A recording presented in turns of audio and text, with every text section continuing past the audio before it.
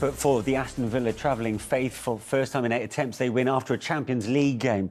And once they get a record off their back, I mean, that's going to help them going forward as they progress further in Europe as well. Absolutely. I think they've got one of the most experienced managers of dealing with European football against the Premier League. You know, Unai Emery's master at it. They're doing very well in the Champions League. Looks like they're going to progress to the quarter-final stage, so they're going to have to juggle it a little bit more. But they don't want to drop off on their performances in the Premier League because they want to sample that again. The Champions League football is crucial for a club of the size of Aston Villa. Now, there's a lot of clubs in the Premier League saying exactly the same thing, but they all miss out. And results like this tonight on the back of a Champions League game is crucial for them to get in the top 4, top 5, it looks like, because of the English teams are doing so well in Europe. But brilliant. But like I say, the experience of the manager is going to help them. Let's have a look at the winning goal, shall we? It came in the second half, in what was certainly a much more entertaining second 45, as Villa hit them on the counter, Rachel. Yeah, it was much faster paced from the get-go. You see here just, you know, Ollie Watkins probably can't believe he's allowed so much room. He can just saunter into the box, and when we see it again here, they end up in a situation where Collins allows him. He sort of takes a central position. He obviously thinks he'd rather protect centrally, and maybe this angle shows why, because they're in a 4v3, which from a Brentford perspective is really sloppy. But that just gives Watkins the chance to just come into the box, and as soon as then, you know, you've got to recognise how dangerous that is. And I think Flecken will feel he probably will want that one again. It takes a little deflection here. Tim, I know you're not too happy with that. I'm not too happy with the fact that Collins has got his hands behind his back, which is an unnatural position. You see, it's very common now. It's my pet hate. I hate it because he's not got any balance. He makes himself as small as possible where he should be making himself as big as possible. If that ball hits him on the arm from 3 yards from Ollie Watkins, there's no way that is a penalty. Make yourself as big as possible. I thought it was very poor defending. I thought he could have got there earlier across to Watkins.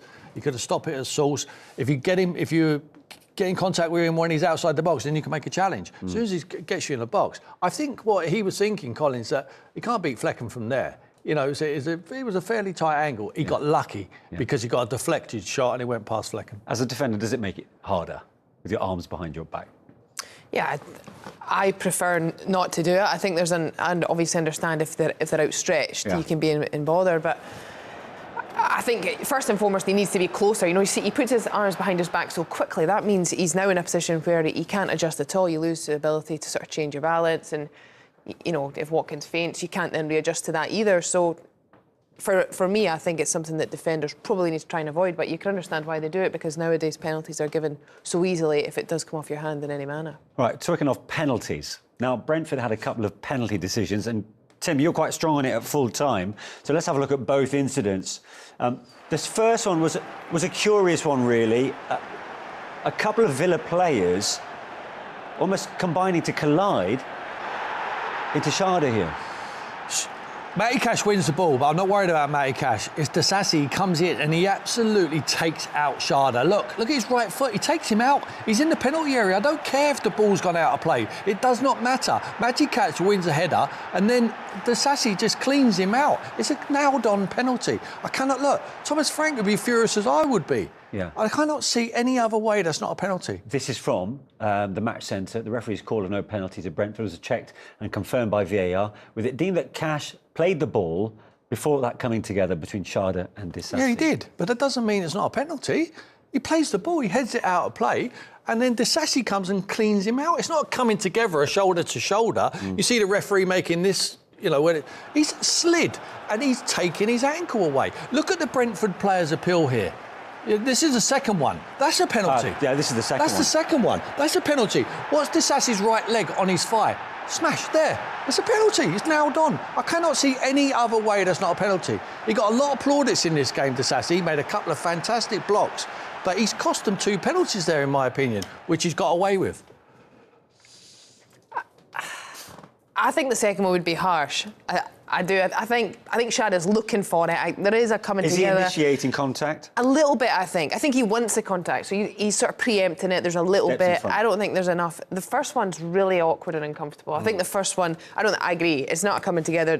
I think Disasi slightly slips, but that's just unfortunate. Yeah.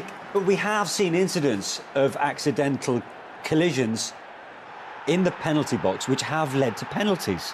And is that what we're seeing there, you think, Tim? Yeah, he's lost his footing and he's taken him out. He's slid. If you look at the full picture there, the Brentford players, the reaction from players is crucial. And you can't always go by that. The referee has to make his own decision. We've got VAR who are going to have a close look at it as well. I cannot see how they haven't overturned the on-field referee there because it's clear.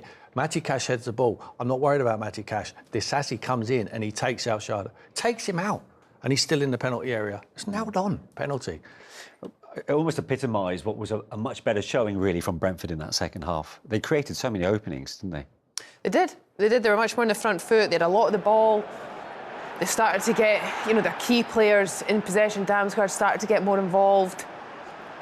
I still felt they weren't quite able to create anything too clear-cut. That was a good effort off the post, but it's a difficult chance. This one again, that was probably one of the few times they did actually require Alston to make a save.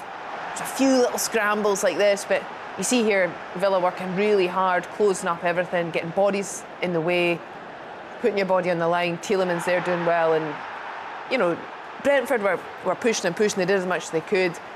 There was a few moments at the end where Mbeumo finally got in those 1v1 positions against Luca Dini. I felt he did really well 1v1. It was a difficult day for Brentford. They did have a lot of the ball. The second half was loads better, but just not quite enough to get anything really clear-cut like we normally see from them. I agree. Nothing clear-cut. I mean, Alston didn't have to make too many fantastic saves. He made saves what you'd expect him to take. He dropped a few crosses as well. I just think they wanted to defend. They work hard. They put their bodies on the line.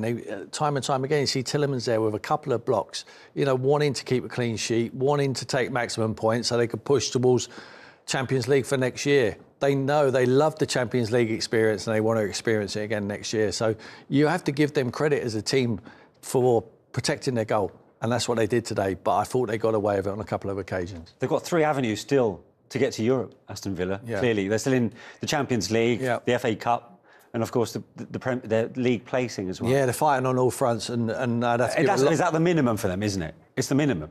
Champions League or just any Euro? Champions League now at the moment you would say is the minimum requirement. Okay. I think to go back... Tell you what, sorry, I just got to interrupt you, Rachel, only because we've got Tyrone Mings looking to join us live from the G-Tech. Tyrone, good to see you. 3 wins in a row in all competitions. It feels like Villa are picking up a bit of momentum right now. Yeah. Sorry, guys, you didn't have to interrupt the conversation for me. I was quite enjoying that that debate. But no, listen, we've been pretty inconsistent this season. So to try and build some consistency is really important. We're very aware that we don't play in the Premier League again for a while after today. So as all you know, that you don't want to go into the international break or any extended period where you don't play without a win. So today was important on all fronts. Brentford right behind us. We're always keeping an eye on the league table. And it was important that we keep looking up and trying to achieve our goals. So, 3 wins in a row, but today was a massive game for us. We haven't been very good after the Champions League all season. So, it was a good win for many different reasons. Yeah, Tyrone, we just spoke about that. First time in 8 attempts you've managed to win after a Champions League game. And, it's easy for us to talk about psychologically how important that is. You tell us to do that as you get deeper and deeper into the Champions League. That needs to continue, right? Absolutely, yeah. And the manager keeps saying to us, it's tough. Of course it's tough, but this is where we want to be. And the alternative is to be mid-table, play Saturday to Saturday and have a lot of rest. But this is where we want to be. We want to go deep in competitions. We want to be fighting right to the end in every competition that we play in. So this is what it looks like. This is what it requires. I think we've got a fantastic squad of players at the moment. Long may it continue. Tyrone, it's Rachel Corsie here. Congrats on tonight. I just wanted to ask, it felt as though tonight there was a celebration around the number of defensive actions. Certainly Axel Disasi had a few big tackles that he certainly celebrated. Is that something you've spoken about, to celebrate those big moments at both ends of the pitch? Yeah, definitely. I think defending obviously is a team game and it requires the 11 that start and the subs that come on. But I just think having not had enough clean sheets this season, it's really important for us to get back to that. It's really important for us to love defending. It's really important for us to keep the ball out of the net and give us a solid platform to go in midfield all over the pitch. So, yeah, it's tough, but it's enjoyable. Finally, Tyrone, from us, I mean, you're fighting on all three fronts at the minute. You're pretty busy. You're going to have time to celebrate your birthday on Thursday? Oh, please don't talk about that. Honestly, when you get older, you got to try and keep those things quiet. Yeah, I didn't mention the age. Yeah, I didn't mention the age. Try to keep it. Try to do it clean. Yeah, no, I'm sure there'll be a little bit of time to celebrate over the international break, but only if you have a good result on Wednesday. Yeah, well, good luck with that, and thanks for joining us today on what was a big win in the end. Thank you, guys. Thank you very much. Villa defender Tyrone Mings, who says he's pretty tired at the minute. And, you know, you want him to have a long run of games, right, after what he's gone through in the not so distant past. No, absolutely. It's the worst thing to be an injured footballer, you know, and he's had his fair share of injuries and bad ones. And a lot of competition come into that football club, and you thought maybe his future might lie elsewhere, but he's fought his way back, and you can only give him credit for that. And I'm sure he's learning under this manager, who's an incredible manager, very astute tactically. And he's learning all the time, whether it's 4 at the back, 3 at the back, and I'm sure he'll have a big part to play in it. He's a wholehearted defender, is Tyrone Mings. So too is Brentford's Nathan Collins. Was he in danger of picking up a red card today? I think this is dangerous, and I think on the rules, you know, does it endanger the opponent? Quite a lot of force. That's a nasty tackle. I do think he is genuinely going for the ball, but you see there he comes right over the top of it. He doesn't catch him in the sense of his studs going to his leg when it's planted or anything like that, but I just think the nature of that sort of tackle, I think it's very aggressive, and I think that could have been more.